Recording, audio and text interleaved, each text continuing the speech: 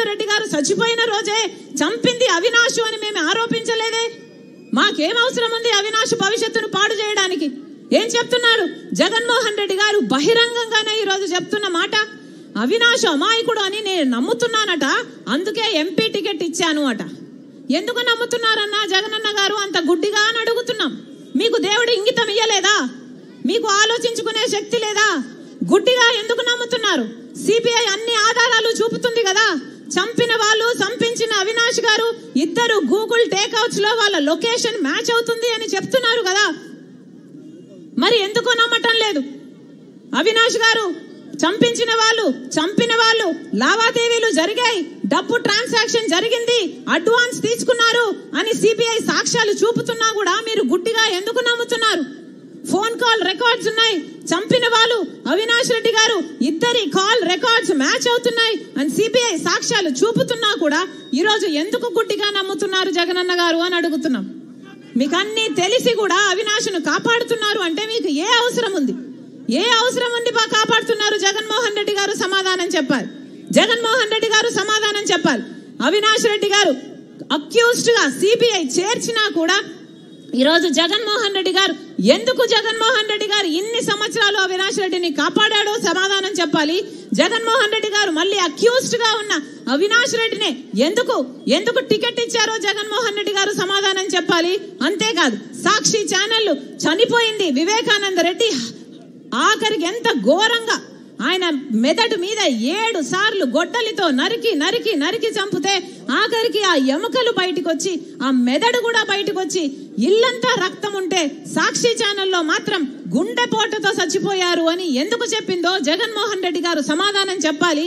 జగన్మోహన్ రెడ్డి గారు అధికారంలో లేనప్పుడు సిబిఐ ఎంక్వైరీ కోరి అధికారంలోకి వచ్చాక ముఖ్యమంత్రి అయ్యాక ఎందుకు సిబిఐ ఎంక్వైరీ వద్దంటున్నారో జగన్మోహన్ రెడ్డి గారు సమాధానం చెప్పాలి. అంతేకాదు అవినాష్ రెడ్డి గారు కూడా చెప్పాలి.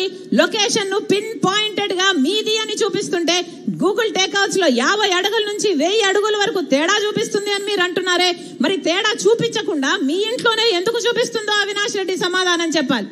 వాళ్ళే చెప్తున్నారే, రవీంద్రనాథ్ రెడ్డి గారు సాక్ష్యాలు తుడిచేస్తున్నారట, అవినాష్ రెడ్డి అమాయకంగా నిలబడి చూస్తున్నారట. ఏమైనా అర్థం ఉందా? అమాయకంగా ఎందుకు నిలబడి చూస్తున్నారండి? సాక్ష్యాలు తుడిపేస్తుంటే మీకు ఆ మర్డర్లో మీ చెయ్యి లేకపోతే అని అడుగుతున్నాం. మీరే ఒప్పుకుంటున్నారే, మరి అలాంటప్పుడు మీకు శిక్ష పడాల్సిన అవసరం లేదా? మీకు శిక్ష పడకపోగా ఈ రోజు మళ్ళీ వాళ్ళకే టికెట్ ఇస్తున్నారు అంటే మళ్ళీ గెలవాలట, అధికారం అడ్డు పెట్టుకొని మళ్ళీ వాళ్ళకు జైలు పోకుండా కాపాడుకోవాలట, మళ్ళీ ఇట్లా హత్య చేసిన అక్యూజ్డ్ వాళ్ళు చట్టసభల వరకు పోవాలట. ఏం జరుగుతుందన్నా మన రాష్ట్రంలో? ఒకసారి ఆలోచన చేయండి. ఈరోజు జగన్మోహన్ రెడ్డి గారు ముఖ్యమంత్రి స్థాయిలో ఉన్నవాడు ఏం మాట్లాడుతున్నారు?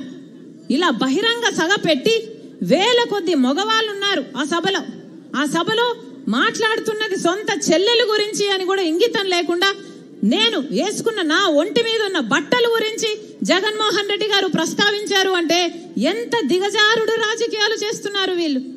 ఏం అవసరం ఉంది? నేను పచ్చ చీర కట్టుకున్నానట, దానికి జగన్మోహన్ రెడ్డి గారు చెప్తున్న మాట, నేను మోకరిల్లానట చంద్రబాబుకు మోకరిల్లి ఆయన ఇచ్చిన స్క్రిప్ట్ మక్కీ బట్టి నేను మాట్లాడుతున్నానట. ఏం మాట్లాడుతున్నారు? పచ్చ చీర కట్టుకుంటే తప్పేముంది అని అడుగుతున్నాం. పచ్చ కలర్ ఏమైనా చంద్రబాబు గారు కొనుక్కున్నారా? కొనుక్కున్నారా? ఎంత కొనుక్కున్నారన్నా? ఎంత కొనుక్కున్నారు? చంద్రబాబు గారు ఏమైనా పేటెంట్ రైటా? పచ్చ కలర్ అంటే ఏమన్నా పసుపు కలర్ వాళ్ళదా?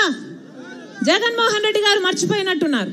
సాక్షి ఛానల్లో, సాక్షి టీవీలో, సాక్షి పేపర్లో ఎల్లో కలర్ ఉంటది, పసుపు కలర్ ఉంటది, పైన గుర్తుందా అన్న? పసుపు కలర్ ఉంటది. దానికి రాజశేఖర్ రెడ్డి గారు ఆ రోజు చెప్పిన మాట, ఏ తప్పేముంది, పసుపు అంటే మంగళకరమైన రంగు, అదేం టీడీపీ వాళ్ళ సొంతం కాదు అని ఆ రోజు రాజశేఖర్ రెడ్డి గారే సాక్షికి పసుపు రంగు పెట్టించారు. పసుపు అన్నది మన వంటల్లో కూడా వేసుకుంటామే, అది టీడీపీ ఎప్పుడు కొనుక్కుందన్నా? వాళ్ళ సొంతమా అది? నేను పసుపు చీర వేసుకున్నానట, దానికి ఒక ముఖ్యమంత్రి హోదాలో ఉన్నవాడు ఇన్ని రోజులు సోషల్ మీడియాలో వాళ్ళ వైసీపీ మూకల చేత అయితేనేమి, వాళ్ళ కుక్క బిస్కెట్లు పడేస్తే దానికి ఆశపడ్డే పేడ్ ఆర్టిస్టుల చేత అయితేనేమి సోషల్ మీడియాలో నన్ను దూషించారు, తిట్టారు, అవమానించారు, బెదిరించారు, నానా రకాలుగా అవమానించారు. ఇదంతా సరిపోలేదని ఈరోజు ముఖ్యమంత్రిగా ఉన్న జగన్మోహన్ రెడ్డి గారు మాట్లాడుతున్నది సొంత చెల్లెల గురించి అని కూడా ఆలోచించకుండా నా ఒంటి మీద ఉన్న బట్టల గురించి ఇంతమంది మగవాళ్ళ మధ్య మాట్లాడుతున్నారు అంటే వీళ్ళకు సభ్యత ఉందా, సంస్కారం ఉందా? ఏం జరుగుతుందన్నా మన రాష్ట్రంలో ఒక్కసారి ఆలోచన చేయాల్సిన అవసరం లేదా? నేను మక్కీ కడుతున్నానంట, మక్కీ టు మక్కీ. నేను చంద్రబాబు గారి స్క్రిప్ట్ తీసుకొని నేను మాట్లాడుతున్నానట. ఎవరన్నా మక్కీ టు మక్కీ స్క్రిప్ట్ చదివేది మీటింగ్లలో? ఎవరు చదువుతున్నారు? జగన్మోహన్ రెడ్డి గారు స్క్రిప్ట్ పెట్టుకొని మక్కీ టు మక్కీ, వర్డ్ టు వర్డ్ చూసుకుంటూ చదివేది జగన్మోహన్ రెడ్డి గారా నేనా? ఎవరు చదువుతున్నారు మక్కీ టు మక్కీ? ఏం చెప్తున్నారు? నేను మోకరిల్లానా చంద్రబాబుకి? నాకేం అవసరం? నేను రాజశేఖర రెడ్డి రక్తం, రాజశేఖర రెడ్డి బిడ్డను. నేను ఎవ్వరి ముందు ఏ రోజు మోకరించలేదు. అందుకే మొండిగా ఈ రోజు వరకు కొట్లాడుతున్నా. నా గురించి ఎవడు ఏమి రాసుకున్నా, ఏమి అనుకున్నా ఏ రోజు పట్టించుకోలేదు రాజశేఖర రెడ్డి బిడ్డ. ఎందుకంటే నాకు తెలుసు నా గుండెలో ఉన్న నిజాయితీ గురించి. ఈ రోజు మోకరిల్లింది ఎవరు? బీజేపీ ముందు, మోడీ ముందు జగన్మోహన్ రెడ్డి కాదా మోకరిల్లింది? ఎంతగా మోకరిల్లారన్నా? ఆఖరికి మన ప్రత్యేక హోదాను తాకట్టు పెట్టారు, మన పోలవరం తాకట్టు పెట్టారు, మన రాజధాని తాకట్టు పెట్టారు, మొత్తం అన్ని మన ప్రయోజనాలు అన్ని తాకట్టు పెట్టుకున్నారు వాళ్ళ స్వప్రయోజనాల కోసం. ఎవరు మోకరిల్లుతున్నారు? ఢిల్లీకి వెళ్ళినప్పుడల్లా మన రాష్ట్ర ప్రజల సమస్యల గురించి మాట్లాడుతున్నారా ముఖ్యమంత్రి గారు? అవినాష్ రెడ్డిని కాపాడడం గురించి మాట్లాడుతున్నారు. అవినాష్ రెడ్డి ఎక్కడ అరెస్ట్ అవుతాడో బెయిల్కు తెచ్చుకోవడానికి, లేకపోతే వాళ్ళు మద్దతు తెచ్చుకోవడానికి వెళ్తున్నారు తప్పితే ప్రజల గురించి ఎప్పుడు మాట్లాడుతున్నారు వీళ్ళు కాదా?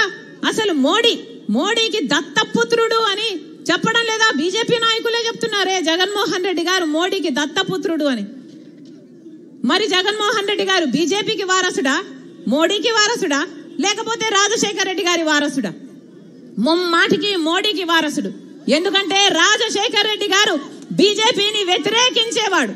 బీజేపీని వ్యతిరేకించిన నాయకుడు రాజశేఖర రెడ్డి గారు. అలాంటి బీజేపీకి జగన్మోహన్ రెడ్డి గారు మోకరిల్లుతున్నాడు అంటే ఈయన రాజశేఖర రెడ్డి గారి వారసుడు కాదు, ఈయన మోడీ వారసుడు. నిజానికి ఈయన మోడీ వారసుడు.